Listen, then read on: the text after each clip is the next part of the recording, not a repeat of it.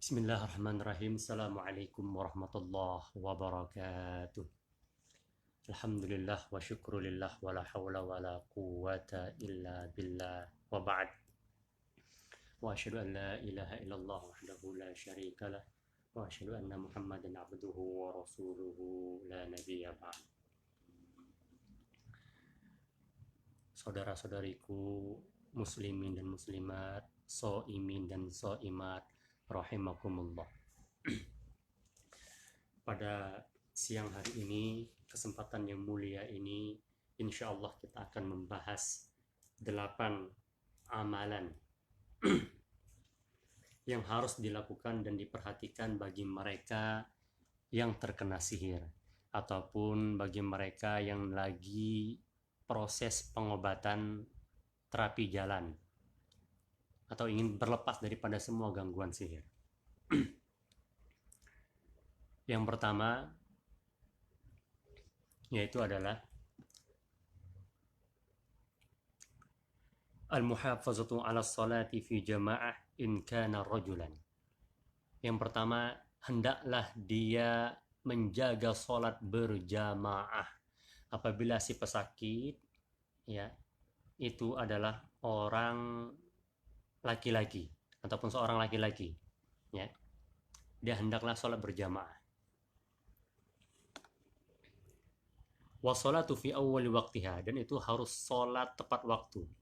Harus sholat tepat waktu, dengar azan langsung ke masjid. Ya, lagi dalam perjalanan dengar azan berhenti sebentar sholat berjamaah. Ini lebih afdol.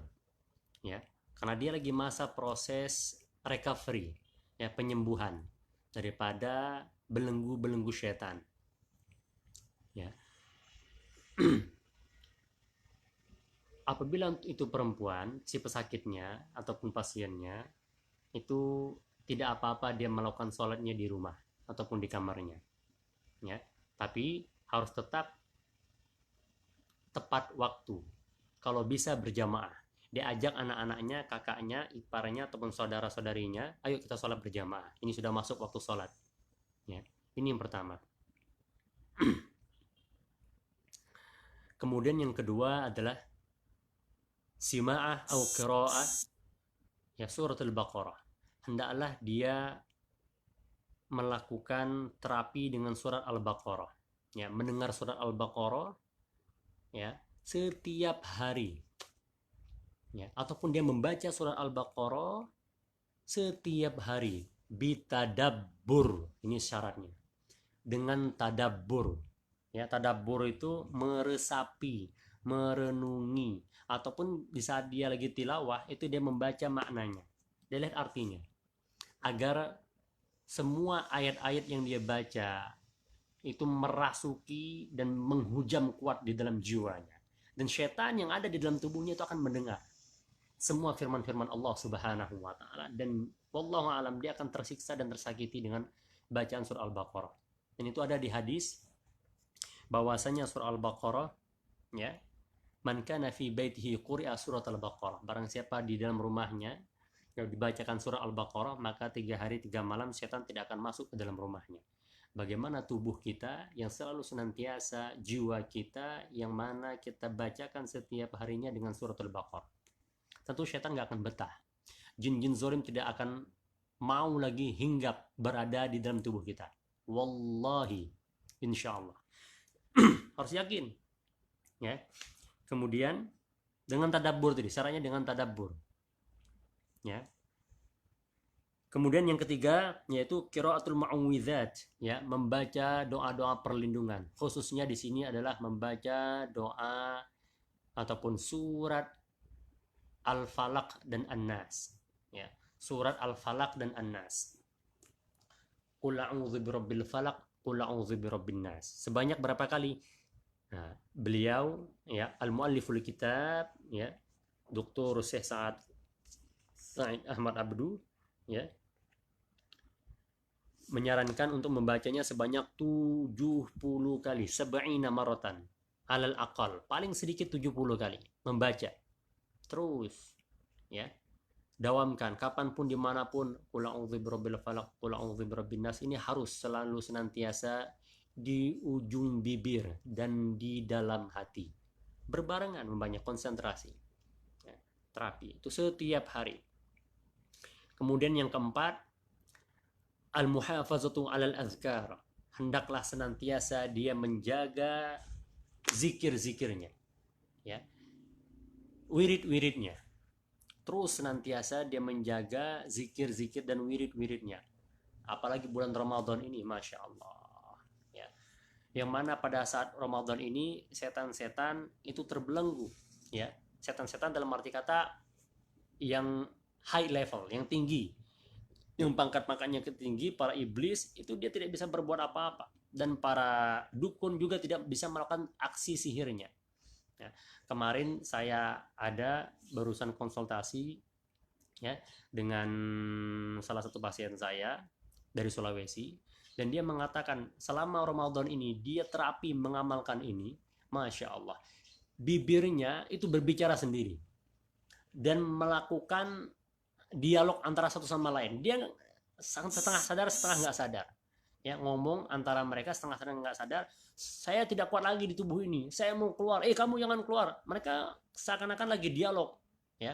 Akhirnya satunya ngomong, saya tidak kuat lagi, kami sudah terbakar di sini, kami nggak punya apa-apa lagi di sini, dan kami sudah tidak kuat lagi karena dia ini selalu bertasbih, bertahmid, bertahlil, dan terus, ya, melakukan amal-amal wirid-wirid yang sesuai dengan syariat Allah Subhanahu wa taala dan tuntunan Rasulullah Shallallahu alaihi wasallam.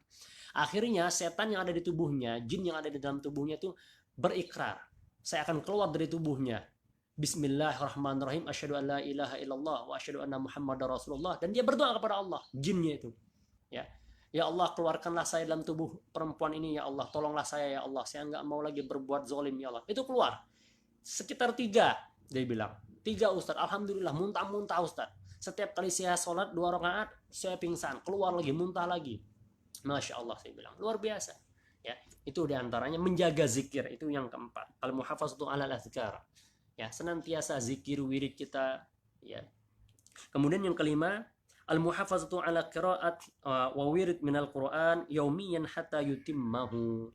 Hendaklah dia senantiasa membiasakan juga membaca Al-Quran. Ya, didawamkan. Ya. Hari ini harus membaca, ya, minimal 1 ain ataupun 3 ain.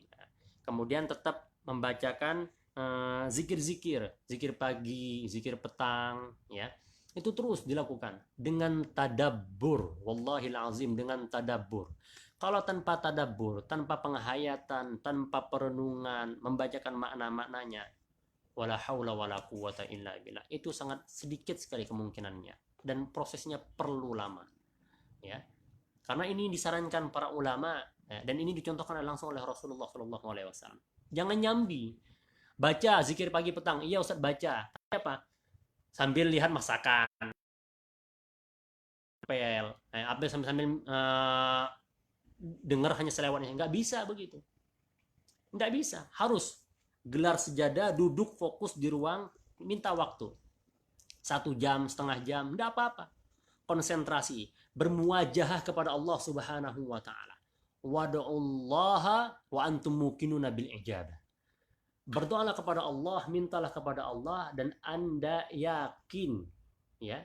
Dan wad'ullaha, mintalah kepada Allah Subhanahu wa taala wa antum muqinuna bil ijabah, dan antum yakin bahwasanya doa yang antum panjatkan kepada Allah Subhanahu wa taala Allah kabulkan. Dan Allah mengatakan banyak sekali tentang ijabah dalam doa ini, pengabulan doa ini. Ya, hatinya yakin. Wa innallaha la yustujibu du'a biqalbin, ya. Dan Allah Subhanahu wa taala tidak akan mengabulkan doa yang mana hatinya lalai. Tangannya meminta, tapi pikirannya kemana-mana, hatinya kemana-mana. Ya, nggak bisa begini. Ya, susah. Harus dilakukan. Ya, itu yang kelima. Kemudian yang keenam, ya, ada mustima'il aghani wal aflam. Hendaklah dia mengurang, bahkan menghindari selama proses recovery, proses pengobatan ini, ya. Dia hendaklah menghindari, menjauhkan, dan bahkan meninggalkan mendengar, ya, lagu-lagu,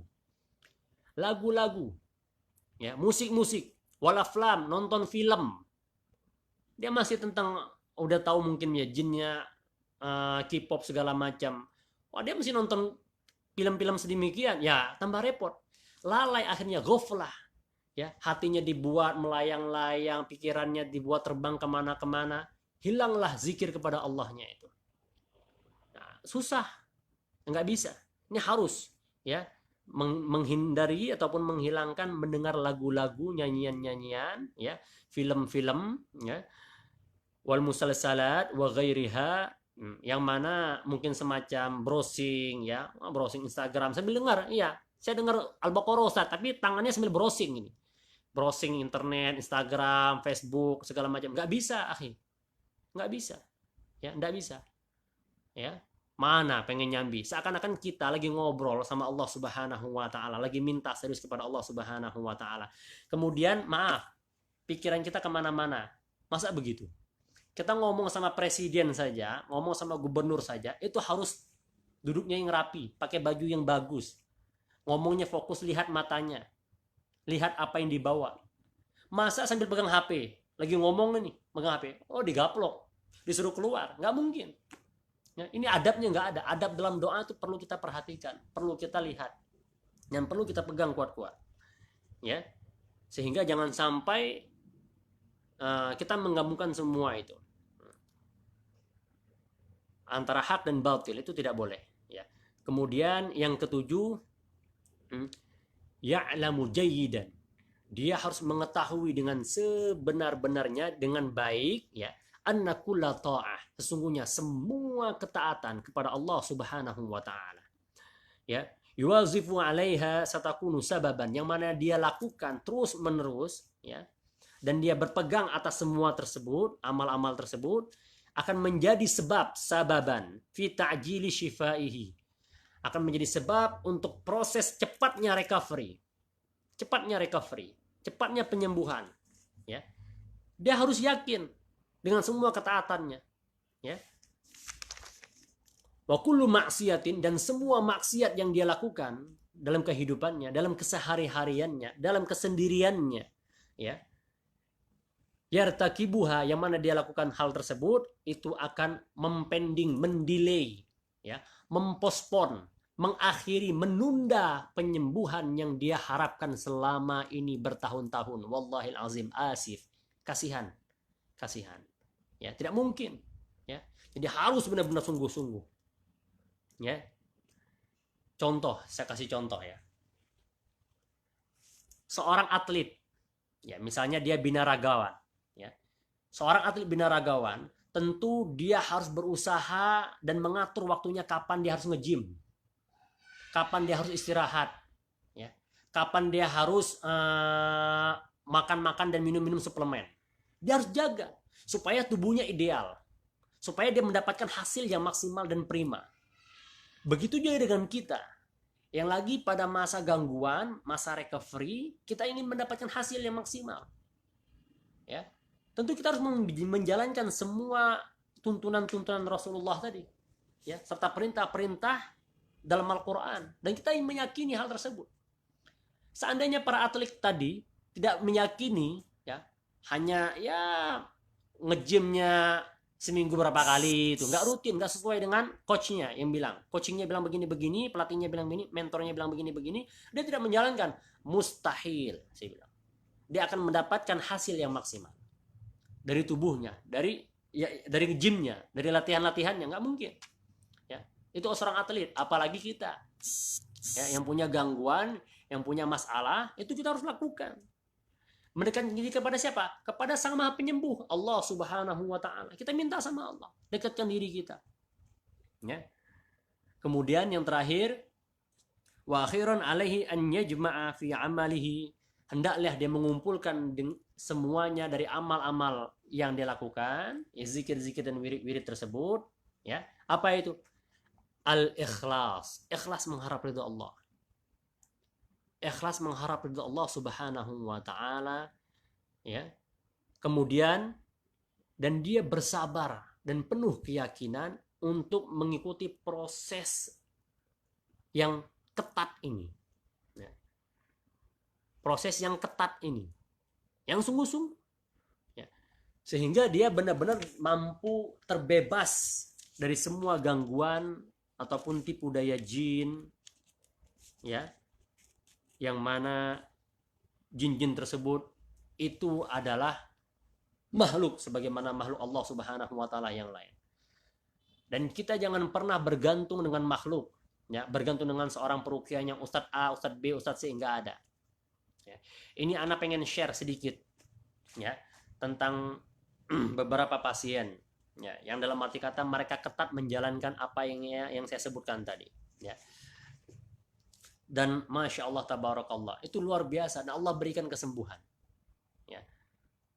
Kemudian saya tanya apa saja amalan-amalannya yang selama ini. Di antara amalan-amalannya, masya Allah tabarakallah, dia membaca sebagaimana sabda Rasulullah Shallallahu Alaihi Wasallam, "Man qala la ilaha illallah, wahdahu la syarikalah, lahul mulku wa lahul hamdu, yuhyi wa yumitu, wa huwa ala kulli syai'in qadir, mi'ata marrah."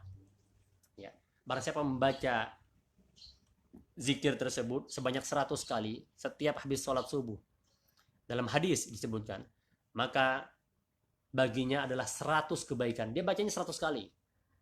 100 kebaikan. Ya.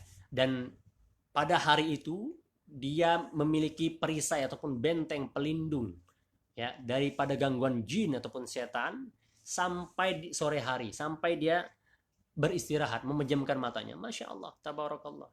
Ya. Ini yang pasien saya, dia mengamalkannya setiap habis sholat subuh minimal 100,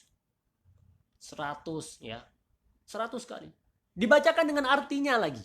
Masya Allah. Luar biasa. Ya, bacakan dengan la ilaha illallah, tiada Tuhan selain Allah, wahdahu la syarikalah, satu-satunya yang berhak disembah dan tidak ada sekutu lainnya. Masya Allah. Dibacakan terus sampai akhir. Ya. Kemudian dia membacakan tasbih tahmid subhanallah walhamdulillah wala ilaha illallah wallahu akbar wala haula wala quwata illa billah, masya Allah. Dan luar biasa. Ya, dan juga menjaga sunah-sunahnya yang lain. Dan alhamdulillah, ya, sakitnya yang selama itu 18 tahun, ya,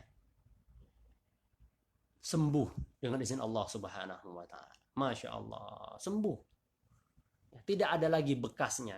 Bahkan saya tanya, ada konsumsi obat-obat dokter selama ini yang satu toples kira-kira begitu, yang mana dia diponis punya penyakit jantung, paru-paru, ya, asma, habis itu gula, kompleks, ya, penyakit-penyakit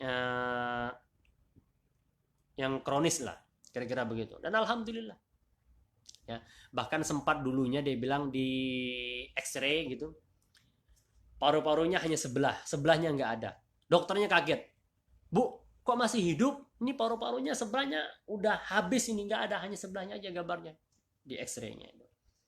Nah, dan ketika kita ruqyah, masya Allah, dia mimpi, ya, dan dia melakukan terapi yang saya sampaikan tadi, ada 8 hal tersebut. Dia mimpi malam-malamnya dia mengeluarkan belatung di dalam dadanya, di tubuhnya, nggak habis-habis, terus dia membuangnya, ya. Dan besoknya setelah itu dia merasakan lega, ya, nggak ada lagi rasa sesaknya, nggak ada lagi rasa keluhnya. Biasanya dia jalan, ya, jalan saja sekitar 5 meter itu sudah capek lututnya, apalagi naik tangga nggak bisa. Ya udah, kalian naik tangga, naik aja sana. Habis setelah melakukan terapi itu, ya, dan mengamalkan apa yang saya sampaikan tadi, masya Allah tabarakallah, dengan penuh kesungguhan, kegigihan, Allah angkat semua penyakitnya. Kemudian saya tanya, apalagi Bu tambahan Ibu, wirid-wirid yang lain? Saya setiap pagi, dia bilang, ya, bangun jam 3. Jam 3 sudah bangun. Mandi dan sholat tahajud. Ya, sholat tahajudnya nggak panjang-panjang, 2 rakaat cukup. Dari sholat tahajud, selesai sholat tahajud, saya dalam waktu jeda itu 1 jam, 1,5 jam, menunggu waktunya subuh, saya zikir. Baca yang tadi itu, dia baca zikir pagi, ya, dengan artinya, Bismillahirrahmanirrahim, fil ardi wala fis sama wa huwa samiul alim, itu dengan artinya, dengan nama Allah yang mana tidak ada satupun makhluk, sesuatu apapun yang dapat membahayakan, ya, dengan namanya, atas izinnya, ya. Terus dibacakan semuanya Zikir pagi dan petang dengan artinya. Kemudian dia baca la ilaha illallah wahdahu la syarikalah lahul mulku wa lahul hamdu yuhyi wa yumitu wa huwa ala kulli syai'in qadir 100. Kemudian dibaca subhanallah walhamdulillah wala ilaha illallah wallahu akbar wala haula wala quwata illa billahil aliyil azim. Ini dibaca juga 100 dengan artinya, masya Allah. Sampai itu 1,5 jam. Ya. Kemudian setelah itu kalau ada waktu sedikit, ya sampai menjelang azan subuh, kemudian dia baca nanti. Apa yang dia baca? Dia baca surat Al-Waqi'ah. Dia baca surat Al-Mulk. Ya. Subhanallah. Saya hitung, itu sorenya, siangnya baca lagi. Sorenya baca zikir lagi. Zikir petang. Saya tanya, ibu sehari itu berapa kali bacanya? Ustadz, kalau saya hitung-hitung, ya, zikir saya itu, wirid saya itu sehari itu paling sedikit itu 1.000 sampai 500. Bayangkan, 1.000 sampai 500 kali. Biasanya paling banyak itu 2 sampai 3.000. Masya Allah, saya bilang luar biasa. Sekarang bagaimana? Apa yang ibu rasakan? Alhamdulillah Pak Ustadz. Ya, yang mana selama ini setiap kali masuk rumah sakit dan bahkan ketika 18 tahun sebelumnya setiap tahun pasti masuk rumah sakit dan pasti ada komanya deh ibu tersebut, dan alhamdulillah Allah angkat penyakitnya dan yakin, ya, dan dokternya pun geleng-geleng kepala. Semestinya penyakit kayak ibu ini sudah lama dan mereka kata sudah lama kembali kepada Allahnya, innalillahi wa inna ilaihi raji'un. Tapi ternyata dengan dia yakin tadi, karena dia tahu ini bukanlah penyakit fisik, ya. Dalam arti kata penyakit fisik itu penyakit medis secara umumnya, tapi ada gangguan non medisnya, dan dia yakin kepada Allah dan dia amalkan semuanya, masya Allah tabarakallah. Dan itu saya meruqyahnya ketika bulan Ramadan, masya Allah. Dan saya bilang bulan Ramadan inilah momen yang paling bagus sekali, yang paling afdol sekali untuk terapi ruqyah syar'iyah. Ya. Karena apa? Karena futihat abwabul jannah. Dibuka semua pintu surga itu dibuka, masya Allah. Dan setiap malam Allah tuh turun ke langit bumi, ke langit dunia ini, meminta, menanya, mana hal min mustaghfirin aghfirullah. Apakah ada yang memohon ampun? Aku ampuni. Hal min sa'irin, adakah orang yang meminta? Dan saya akan kabulkan, kata Allah. Nah, kita bergegas, kita yakin kepada Allah. Luar biasa. Dan alhamdulillah wa syukrulillah, keadaannya saat ini sehat walafiat. Ya. Dan umurnya ibu itu sekarang sudah 60 tahun. Dan masya Allah, tabarakallah. Ya. Sehatnya luar biasa, semangatnya luar biasa. Dan itu yang menjadi inspirasi bagi kami sang peruqyah dan juga saudara-saudara kita yang lain sang pesakit, ya. Jangan pernah tayas, jangan pernah berputus asa dari rahmat Allah Subhanahu wa taala. Yakinlah ma anzalallahu da illa anzalallahu dawa. Sungguhnya Allah tidak menurunkan suatu penyakit kecuali Allah turunkan penawarnya, obatnya. Idza asabahu da'id dawa bara'a biiznillah. Apabila matching, cocok, berjodoh antara sakit dan obatnya, insyaallah akan sembuh dengan izin Allah Subhanahu wa taala. Mungkin dari saya itu saja, semoga bermanfaat, ya, dan jangan lupa amalkan 8 perkara tadi, yakinlah kepada Allah Subhanahu wa taala, wadu'ullaha wa antum muqinuna bil ijabah, dan Anda yakin atas apa yang Anda panjatkan, apa yang antum ucapkan kepada Allah Subhanahu wa taala, pinta kepada Allah Subhanahu wa taala. Barakallahu li wa lakum fil Qur'anil azim wa nafa'ani wa iyyakum bima fihi minal ayati wa dzikril hakim. Taqabbalallahu minna wa minkum siyamana wa siyamakum, qiyamana wa qiyamakum, wa jami'al a'mal as-salihat. Assalamualaikum warahmatullahi wabarakatuh.